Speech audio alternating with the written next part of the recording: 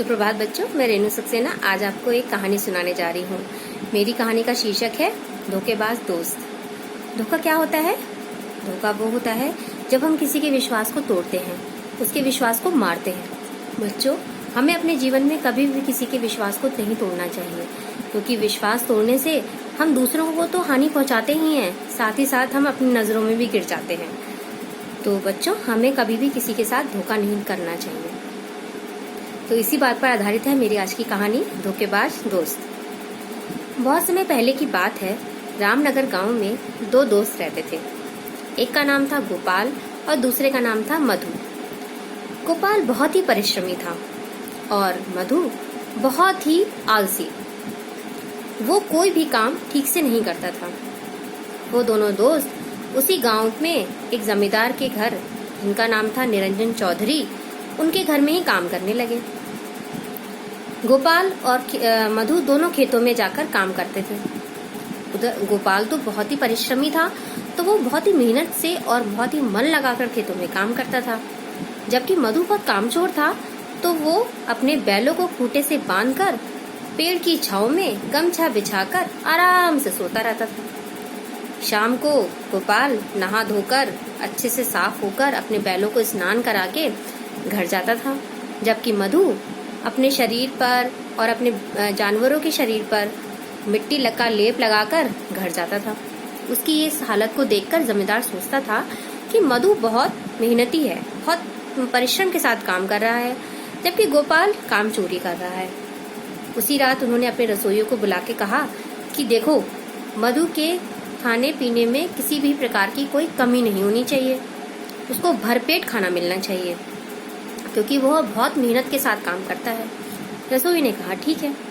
रसोइया ने जमींदार की बात सुनकर मधु को भरपेट खाना दिया करता था और गोपाल का पेट ही नहीं भरता था। गोपाल ने सोचा, अपने मन में सोचा, ये कैसा न्याय है? जो व्यक्ति सारे दिन कड़ी मेहनत करता है, कठिन परिश्रम करता है, उसको तो खाने के लिए थोड़ा भोजन दिया जाता है, और जो सारे दिन सोता रहता है उसको भरपेट खाना मिलता है। ये कहाँ का न्याय है?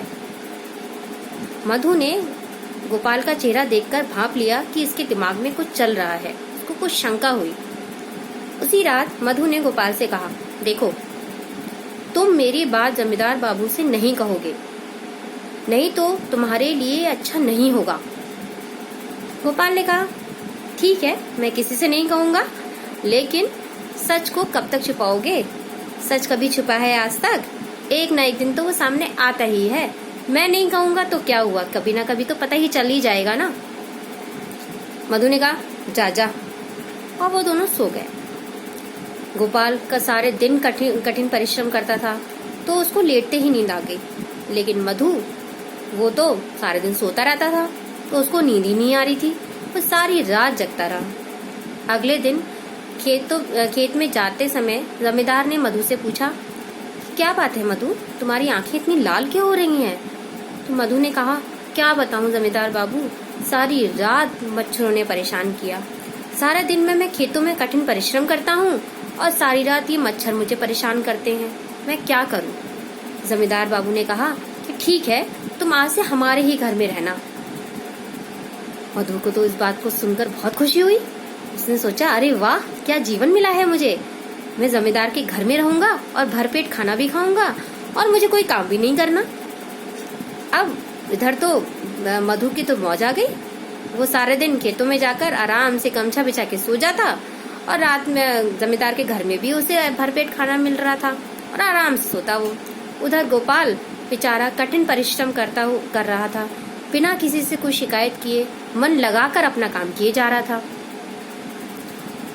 एक दिन खाना खाने के समय रसोइये ने को कुछ संदेह हुआ।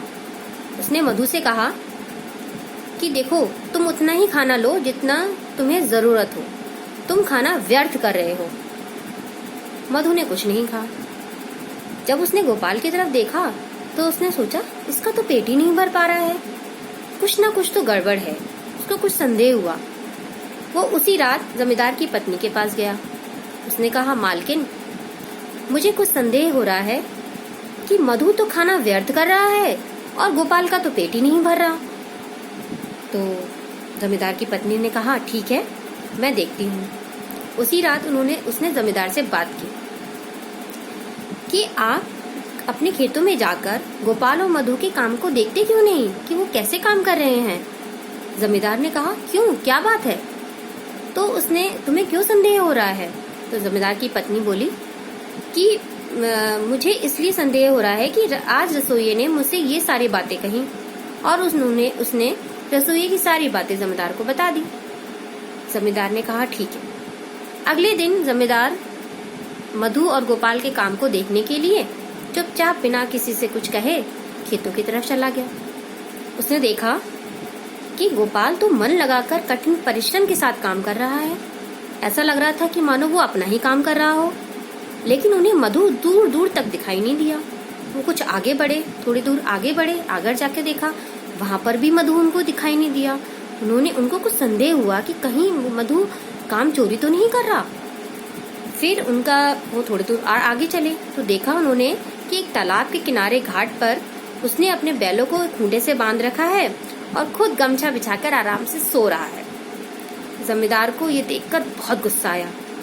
उन्होंने उस समय मधु से कुछ नहीं कहा और वो चुपचाप घर लौट आए। घर आकर उन्होंने अपनी पत्नी से कहा कि मुझसे बहुत बड़ा अन्याय हो गया है। पत्नी ने कहा क्यों? जमींदार बोले कि गोपाल इतना मेहनती है, इतना परिश्रमी है, वो इतनी मेहनत के साथ काम कर रहा है और मैंने उसे ही गलत समझा, जबकि मधु वो तो काम चोर है, निकम्मा है।